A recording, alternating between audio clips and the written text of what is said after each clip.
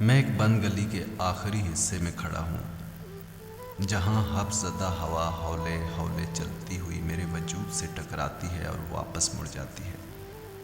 ایک نظر پیچھے دیکھتا ہوں تو ایسا لگتا ہے کہ مکانوں کا قبرستان ہے اور تمام قبریں بوسیدہ ہو چکی ہیں۔ گلی کے دونوں اطراف میں سرسبز رنگ کے پتے لہرا رہے ہیں، جیسے قبروں میں پڑے ہوئے خوابیدہ جسموں پر احتراماً چادر سمجھ کر ڈالے گئے ہوں۔ میں اکثر اس گلی میں آتا ہوں اور اسی آخری حصے میں کھڑا ہو کر بند گلی کے پار جانے کی سوچتا ہوں۔ میں جانتا ہوں کہ گلی کے پار کچھ نہیں، لیکن ہر بار دل کے اندر ایک ارتعاش کو دھیرے سے کسی طوفان کی طرح ابھرتے ہوئے محسوس کرتا ہوں۔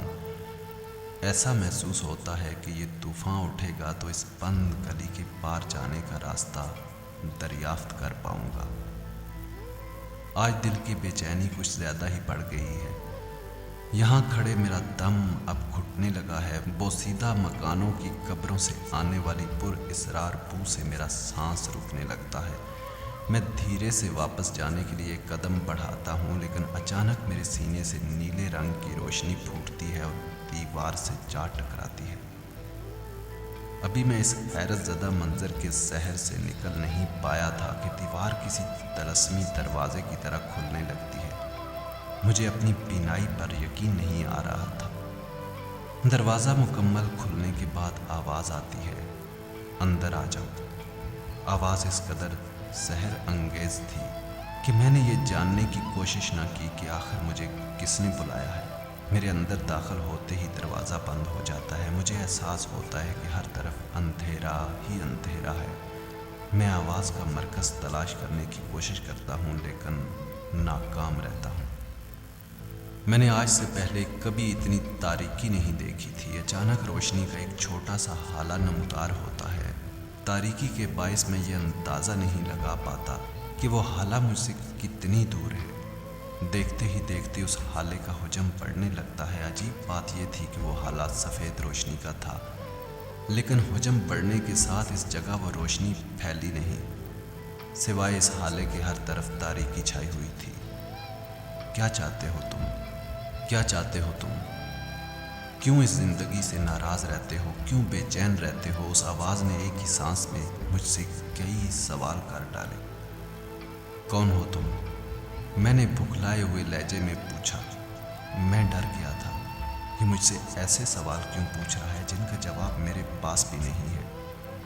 سوال یہ نہیں ہے کہ میں کون ہوں، سوال تم خود ہو۔ تمہاری یہاں موجودگی ایک سوال ہے۔ مجھے بتاؤ کہ تم جھوٹ کے اندر سچ کو کیوں تلاش کرتے ہو اور سچ کے اندر جھوٹ کی گمشدگی پر کیوں بے چین رہتے ہو؟ مجھے احساس ہوا کہ اس آواز کا وجود میرے تمام راز جانتا ہے۔ کوئی دن ایسا نہیں جب تم اپنے جسم اور روح پر زخم کا چرکا نہیں لگاتے۔ کیوں کرتے ہو ایسا؟ اس کی آواز چاروں طرف گونجنے لگی۔ میری سماعت سے چند الفاظ بار بار ٹکرانے لگے۔ کیوں کرتے ہو ایسا؟ کیونکہ تھک چکا ہوں میں بہت زور سے چلایا اور اچانک ہر طرف خاموشی چھا گئی۔ تمام آوازیں آنا بند ہو گئیں۔ مسلسل ایک ہی حالت میں زندگی گزارتے گزارتے تھک چکا ہوں۔ ہر عمل کا رد عمل ہوتا ہے اور ہر رد عمل کا تغیر تسکین کا باعث بنتا ہے، لیکن یہاں تو ماجرا ہی کچھ اور ہے۔ آنکھیں زیادہ کیا کھل گئیں کہ خوشی کی ساتوں نے غم کا لبادہ اوڑھ لیا۔ نیند روٹھ گئی اور جگراتوں نے صرف آنکھوں پر ہی نہیں پورے وجود پر قبضہ کر لیا، اور جب بھی میرے وجود نے روح کی جھیل میں اترنا چاہا تو پیچھے سے پتھر گرنے لگے اور پانی میں پیدا ہونے والی ارتعاش نے میرے وجود کا نقش تک مٹا دیا۔ جانتے ہو میرے ارد گرد اتنے دائرے پھیلے ہوئے ہیں جو میری مرکزیت کو کمزور بناتے ہیں۔ کمزور ہونے کا احساس کیا ہوتا ہے تمہیں کیا معلوم؟ جب بھی میں نے اپنے درد کی داستان لوگوں کو سنائی تو انہوں نے اسے افسانہ قرار دے دیا۔ میں حیران رہ جاتا ہوں کہ ایک حقیقت اپنے انجام تک پہنچ کر افسانہ کیسے بن گئی۔ میں کیا ہوں، تم کیا ہو، یہ سب کیا ہے؟ صرف میری سوچ کی تخلیق کردہ صورت کے سوا کچھ نہیں ہے۔ میں نے تمہیں سوچا تو آج تم یہاں موجود ہو۔ میں نہ سوچتا تو کسی کا وجود حقیقت کا روپ نہ لیتا۔ اچھا برا خوبصورت بدصورت یہ سب کچھ میری سوچ کے تخلیق کردہ روپ ہیں، لیکن مجھے احساس ہوتا ہے کہ یہ پھول اور ان سے پیدا ہونے والی خوشبو میری نہیں، یہ تتلیاں اور رنگ میرے نہیں، سورج چاند ہوا میرے نہیں۔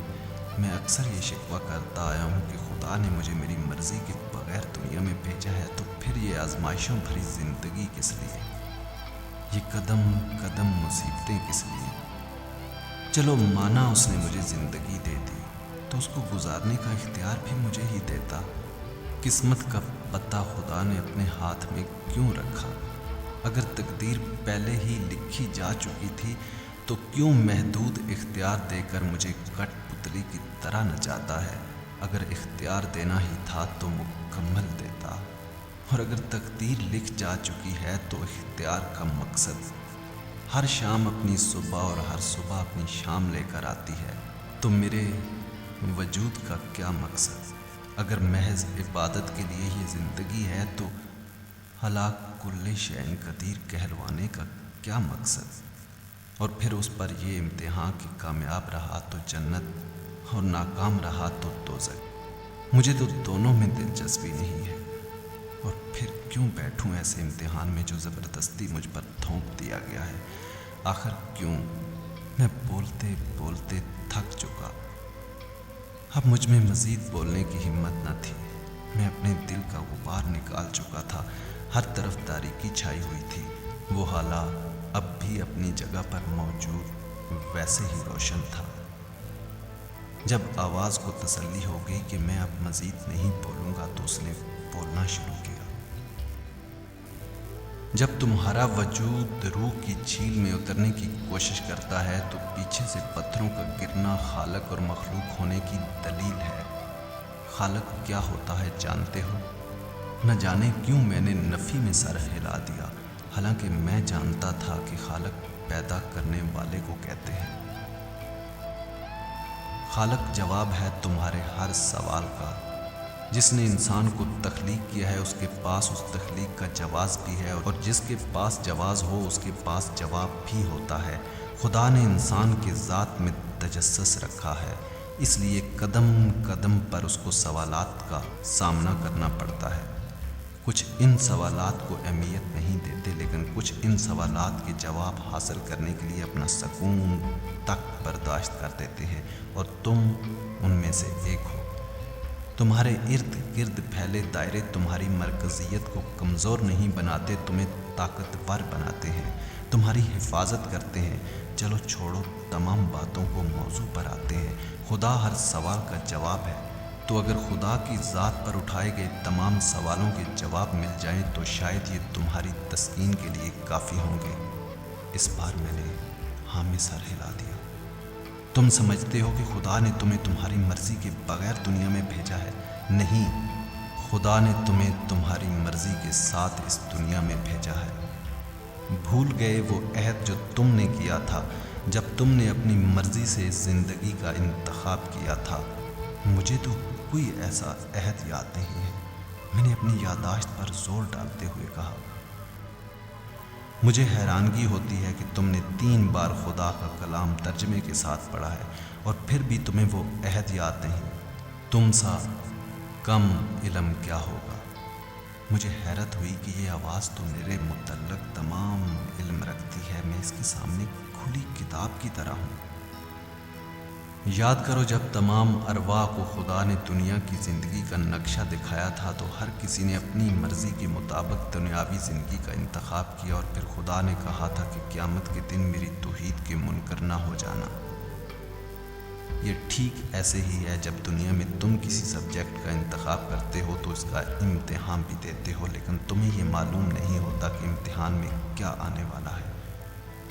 تم نے وہاں صبر کے امتحان کا انتخاب کیا تھا، اور جب تمہیں زندگی کے کئی معاملات میں صبر کرنا پڑ رہا ہے تو تمہیں یہ امتحان مشکل لگ رہا ہے اور اس سے فرار کی راہ اختیار کر رہے ہو۔ یہ امتحان تم پر تھوپا نہیں گیا، اس کا انتخاب تم نے خود کیا تھا۔ تم نے دولت، شہرت اور اس جیسے دوسرے امتحان پر صبر کے امتحان کو ترجیح دی۔